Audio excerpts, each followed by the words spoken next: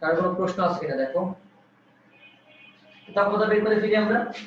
প্রথম ইঞ্জিনের দক্ষতা 1 মাইনাস T2 হচ্ছে 237.21, উচ্চ তাপমাত্রা হচ্ছে 313 ইনটু 100%।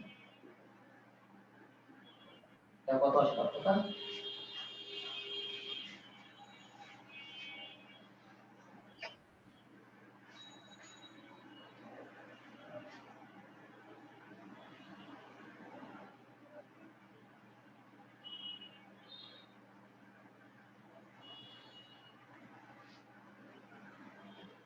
কত আসে দক্ষতা? 24.21। 24.21। দেখো প্রশ্নের উত্তর বোঝা গেছে কিনা? একটা পার্ট গেল, এই ইঞ্জিনটা গেল 24.1। ঠিক আছে, রাইট। তাহলে এবার আমাদের বি ইঞ্জিন বের করতে হবে সেম ভাবে। বি ইঞ্জিনের জন্য সেম ভাবে, সেম কাজ।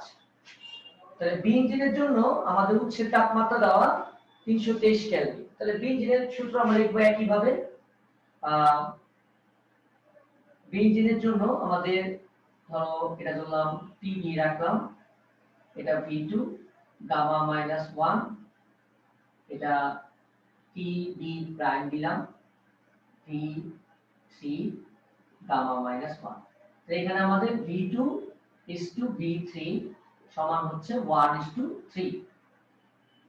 আচ্ছা, তাহলে T B prime is equal to T B into V2 by V3 to the power gamma minus 1। তাহলে TB হচ্ছে 323 কেলভিন, 1:3, গামা মাইনাস 1 মানে 1.4 মাইনাস 1। তাহলে TB প্রাইম কত আসে? স্যার টিভি প্রাইম জানি কি? এটা গ্রাহকের তাপমাত্রা, বি ইঞ্জিনের গ্রাহকের তাপমাত্রা, আর বি ইঞ্জিনের উচ্চের তাপমাত্রা হচ্ছে টিবি। কত আসে দেখো?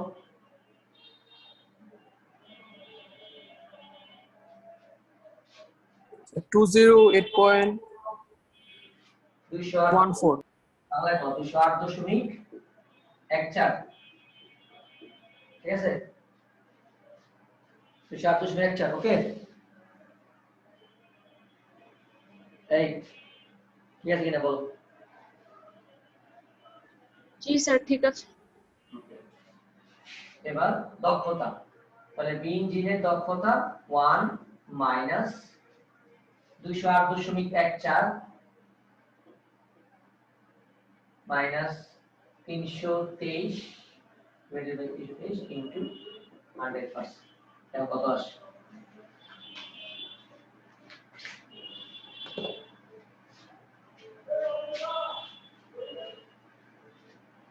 35.56।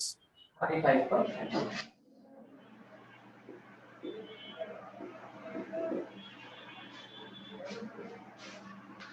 তার মানে তোমার বলছে যে কোশ্চেন ছিল দুটি ইঞ্জিনের মধ্যে কোনটি অধিক কার্যক্ষম। তার মানে তোমার যেহেতু বি ইঞ্জিনের দক্ষতা বেশি, তাহলে বি ইঞ্জিনটা বেশি কার্যক্ষম। বি ইঞ্জিন অধিক কার্যক্ষম, বি ইঞ্জিন অধিক কার্যক্ষম,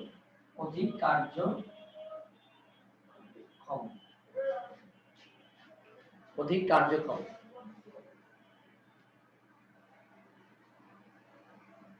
দেখো ইঞ্জিনের দক্ষতা নিয়ে কোশ্চেন গুলো বা কারো কোনো যদি কোনো থিওরি কোনো কোশ্চেন থাকে করতে পারো, আমরা সলভ করতে পারি। বাসায় পড়তে হবে, বাসায় না পড়লে ভালো করতে পারবা না। পরীক্ষায় কিন্তু খারাপ করার কারণ হচ্ছে একটাই, এই যে মাঝে মধ্যে আমি সিফাতকে বলি যে তুমি কেন খারাপ করবা, তুমি কেন ভুল করো পরীক্ষা হলে, কেমিস্ট্রি পরীক্ষায় ভুল করে আফসোস করে, কেন ভুল করো? কারণ নিয়মিত পড়াশোনা না করলে এখানে ভালো করার কোনো সুযোগ নেই। তুমি যত ভালো স্টুডেন্ট হও না কেন, তোমাকে নিয়মিত পড়াশোনা করতে হবে, নিয়মিত রেগুলার বেসিসে পড়াশোনা চালিয়ে যেতে হবে, যেহেতু আমাদের ভবিষ্যৎ অনিশ্চিত, তাহলে আমাদের কিছুই করার নাই আসলে। ভাগ্যের উপর ফেলে রাখলেও চলবে না, বসে থাকলেও চলবে না, আবার যদি হাউতাস করো সিফাতের মতো তাও চলবে, পড়তে হবে, পড়াশোনা আপাতত কোনো উপায় নেই আমাদের। আর যদি বাপ মা বিয়া দিয়ে দেয় কাউরে তো আলাদা কথা, বিয়া না দিলে বিশেষ করে ছেলেদের তো আর সুযোগই নাই, পড়াশোনা ছাড়া কোনো উপায় নেই। সেটা একটা গ্রাফিক্যাল ম্যাথ করি আমরা।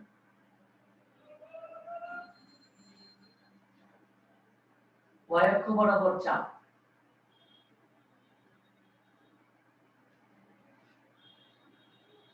x অক্ষ বরাবর আয়তন। এককগুলো খুব ইম্পর্টেন্ট। প্রথমে এখানে একটা চাপের মান দেওয়া আছে 10, তার জন্য একটা আয়তন দিছে ওরা 2, অর্থাৎ পেনের জন্য আয়তন হচ্ছে 2। আচ্ছা, তারপর আগে লেখো যেটা রেখে নিয়ে আসুন। স্যার স্যার বলো সিনি। হ্যালো স্যার, শোনা যাচ্ছে? হ্যাঁ বলো। স্যার আপনি কি আমাদের এন্ট্রপি রিভাইজ দিয়েছিলেন? না, এন্ট্রপি শেষ হয় না, এন্ট্রপি পড়ে না। আচ্ছা স্যার। এন্ট্রপি এখন করি, এন্ট্রপি শনিবারে ধরো।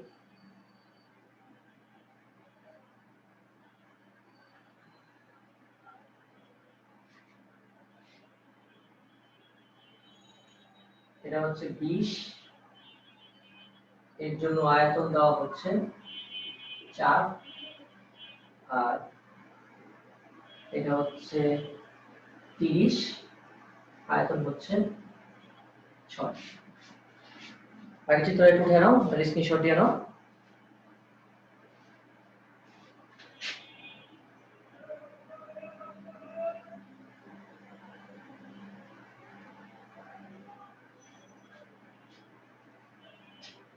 ওকে, আচ্ছা তৈরি করি তাহলে। ঠিকই বলছে প্রশ্নতে, এটা হচ্ছে ঢাকা কলেজের কোশ্চেন, যাদের টেস্ট পেপার আছে ঢাকা কলেজ দেখে নাও। এখানে বলছে যে এ ও বি বিন্দুতে অন্তস্থ শক্তি দেওয়া আছে। এ ও বি বিন্দুতে অন্তস্থ শক্তি অর্থাৎ এ বিন্দুতে 0 দেওয়া, আর বি বিন্দুতে অন্তস্থ শক্তি হচ্ছে 30 জুল দেওয়া, এবং বি থেকে সি অবস্থানে যেতে 500 জুল তাপ শক্তি সরবরাহ করা হয়। বি থেকে এ তে যেতে, বি থেকে এ তে যেতে 50 জুল তাপ শক্তি সরবরাহ করা হয়। এটা হচ্ছে তোমার উদ্দীপক দেওয়া আছে। কি কি বললাম খেয়াল করবো আবার। এ বিন্দুতে অন্তত শক্তি 0, বি বিন্দুতে অন্তত শক্তি 30 জুল, আর বি থেকে এ তে সি তে যেতে তুমি 50 জুল তাপ শক্তি একটা সিস্টেমকে দাও। প্রশ্ন হচ্ছে উদ্দীপক অনুসারে সি অবস্থানে তাপগতীয় ব্যবস্থাটিতে অন্তস্থ শক্তির পরিবর্তন কত? আচ্ছা, তার মানে বি থেকে সি অবস্থানে তাপগতীয় ব্যবস্থাটিতে অন্তস্থ শক্তির পরিবর্তন চাইছে। আচ্ছা, তাহলে আমাকে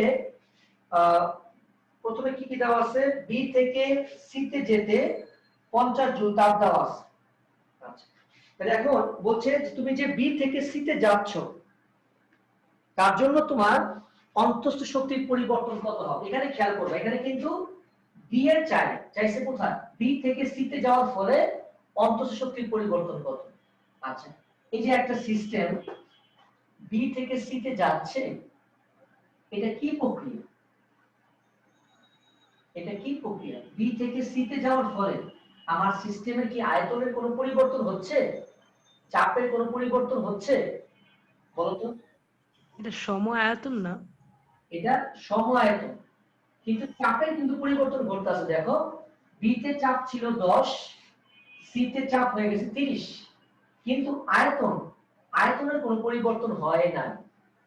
একটা সিস্টেমে যদি আয়তনের কোনো পরিবর্তন না হয় সেটাকে আমরা বলি সম আয়তন প্রক্রিয়া। সম আয়তন প্রক্রিয়ায় সিস্টেম কি কোনো কাজ করতে পারে? না। না স্যার। সমায়তন সিস্টেম কাজ করতে পারে না। কেন পারে না? কারণ সিস্টেমের কাজ কি? সিস্টেম তো আর মাটি কাটে না, সিস্টেম তো আর বোঝা টানে না। সিস্টেমের কাজ হচ্ছে আয়তনের পরিবর্তন করা, আয়তন বাড়ানো, আয়তন কমানো। যে সিস্টেমের আয়তনেরই পরিবর্তন হয় না, সেই সিস্টেম কোনো বাহ্যিক কাজই করে না, বহিস্থ কোনো কাজই করে না। অর্থাৎ যেহেতু দেখো বি থেকে সিতে যাওয়ার ফলে, বি থেকে সিতে যাওয়ার ফলে আয়তনের পরিবর্তন শূন্য। আমরা জানি যে একটা সিস্টেম যদি বি থেকে সিতে যায়, কৃতকাজের সূত্র হচ্ছে পি ইনটু ডিভি। তার মানে একটা সিস্টেম বি থেকে সিতে যাওয়ার জন্য কোনো কাজ করে না। যদি কোনো কাজ না করে, তাহলে আমরা তাপগতিবিদ্যার প্রথম সূত্র থেকে কি কি জানি? জানি dq সমান হচ্ছে du প্লাস dw। তাহলে তুমি কি পরিমাণ তাপ দিছো, এটাকে dq দিয়ে দিই, তুমি কি পরিমাণ তাপ দিছো? 50 জুল তাপ দিছো। এই যে বি থেকে তোমার বি থেকে এটা সি হলো মনে হয়, বলতে এলএক্স, বি থেকে সি, সরি এটা বি থেকে সি হবে। বি থেকে সি তে যাওয়ার জন্য 50 জুল তাপ দিছো। তাহলে এটা হচ্ছে 50 জুল du, এটা তো 0। তাহলে সুতরাং তোমার অন্তত শক্তির পরিবর্তন কত? 50 জুল হবে। অর্থাৎ যেহেতু এটা সম-আয়তন প্রক্রিয়া, এটা কিন্তু একবারই আমরা বলতে পারি, যেহেতু সম-আয়তন প্রক্রিয়া, একটা সিস্টেমের আয়তনে কোনো পরিবর্তন হয় না, অর্থাৎ বাইরে থেকে যে পরিমাণ তাপ দেওয়া হয় সেই তাপের সম্পূর্ণ অংশই সিস্টেম কি করে? তার অভ্যন্তরীণ শক্তির পরিবর্তন করে। এইজন্য তুমি যে 50 জুল তাপ দিছো, সম্পূর্ণটা কি করছে? তার অভ্যন্তরীণ শক্তির পরিবর্তনে সে ব্যবহার করছে। ক্লিয়ার কথা? উঠে নাও।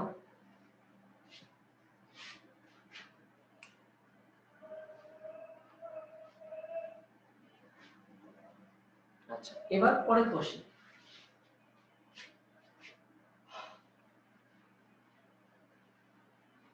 পরের কোশ্চেন কি বলছে? পরের কোশ্চেন বলছে উদ্দীপক অনুসারে সি হতে এ অবস্থানে আসবা, সি থেকে এ অবস্থানে আসবা। আচ্ছা, সি থেকে এ অবস্থানে আসতে কৃতকাজ ও এবিসি চক্রে, এ বি সি চক্রে কৃতকাজ তাপগতীয় প্রক্রিয়া অনুযায়ী বিশ্লেষণ করো।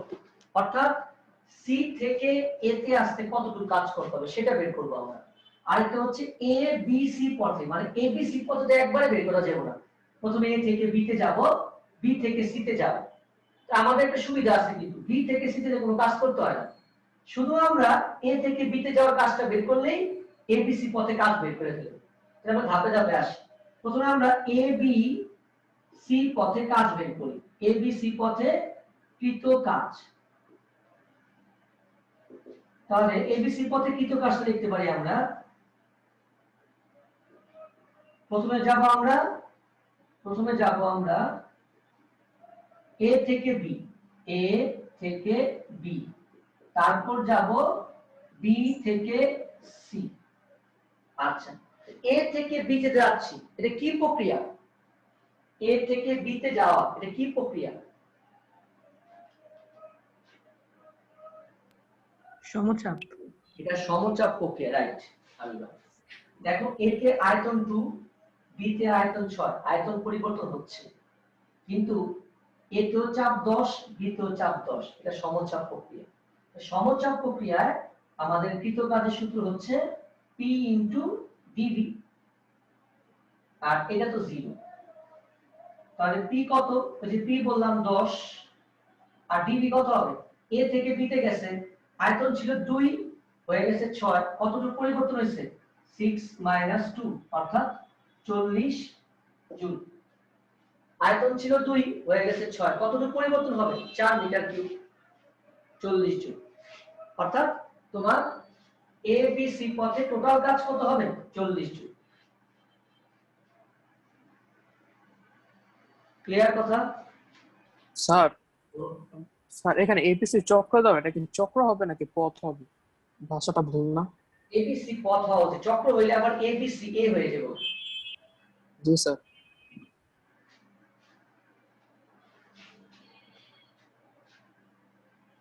আচ্ছা, এবার এবার হচ্ছে সি থেকে এ পথে, সি থেকে এ পথে এই ধরনের অঙ্ক করলে তোমার আসলে কি করতে হবে, একটু জ্যামিতিক নিয়ম খাটাইতে হবে। এটা কিন্তু একটা ট্রাপিজিয়াম, এটা একটা ট্রাপিজিয়াম, এটা একটা ট্রাপিজিয়াম।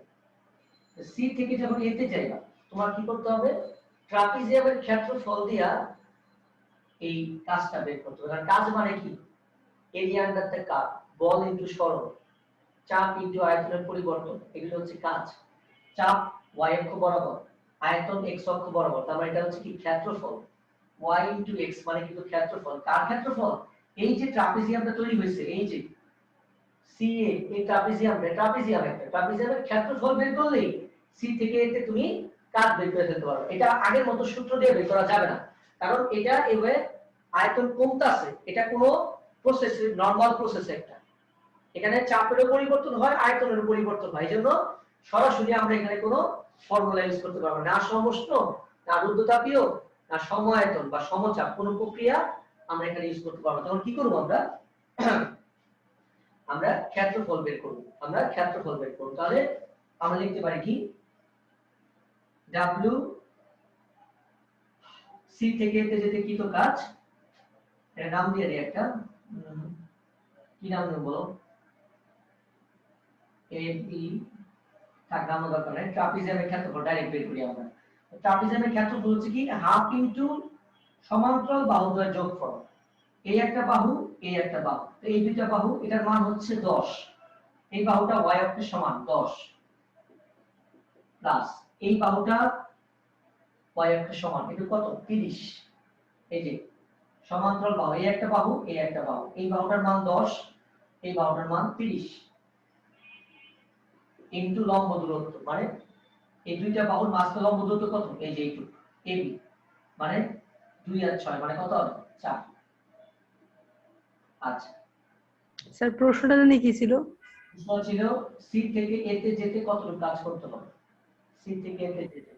এখানে একটা জিনিস বলি একটু, এই জায়গায় একটু ঠিক করতে হবে। বিষয়টা হচ্ছে সি থেকে যখন এতে যাচ্ছ তোমার আয়তন কিন্তু কমতাছে, 6 ছিল আয়তন 2 হয়ে গেছে, তো অবশ্যই এখানে একটা মাইনাস দিয়ে দিই, মানে আয়তন ছিল 6 হয়ে গেছে 2, কারণ আয়তন সংকোচন হলে কিন্তু কাজটা কি হয়, নেগেটিভ হয়। তাহলে এখানে 40 মাইনাস 2 কত আসে, মাইনাস 82। মাইনাসটা কি নির্দেশ করতেছে, যে আয়তন হ্রাস পাচ্ছে, আয়তন কি হচ্ছে, হ্রাস পাচ্ছে। তাহলে তোমার আচ্ছা স্যার, ওই জায়গাটা একটু আবার বলবেন যে কেন অন্যান্য সমষ্ণ বা সমচাপ প্রক্রিয়া বা কিছু হবে না, ক্ষেত্রফলের সূত্র হবে? সিতে চাপ ছিল 30, এতে চাপ হয়ে গেছে 10। আচ্ছা, মানে চাপের পরিবর্তন হচ্ছে। সিতে আয়তন ছিল 6, এতে আসার পর আয়তন হচ্ছে 2। তবে চাপের পরিবর্তন হইব, আয়তনের পরিবর্তন হইব, এমন কোন সূত্র আমাদের লেভেলে নাই, এমন কোন সূত্র থার্মোডাইনামিক্সে নাই যে দুইটা একসাথে পরিবর্তন হলে কাজ আমরা বের করতে পারবো না। যে কোনো একটা কনস্ট্যান্ট দিয়ে আমরা কাজ বের করতে হইব। তখন আমাকে কি করতে হইব, এই ক্ষেত্রফলের সূত্র ইউজ করে করতে হইব। এটা এক্সট্রা অঙ্ক যখন দেখবা তখন সব অঙ্কে দেখবা ক্ষেত্রফলের সূত্র ইউজ করে তোমাকে করতে হইব। ওকে, দেখো কারো আর কোনো প্রশ্ন আছে কিনা? 9:32 বাজে, সিমি আবার ঘুম দিব, ঘুমায় আবার কালকে উঠবো। না স্যার, ঘুমাবো।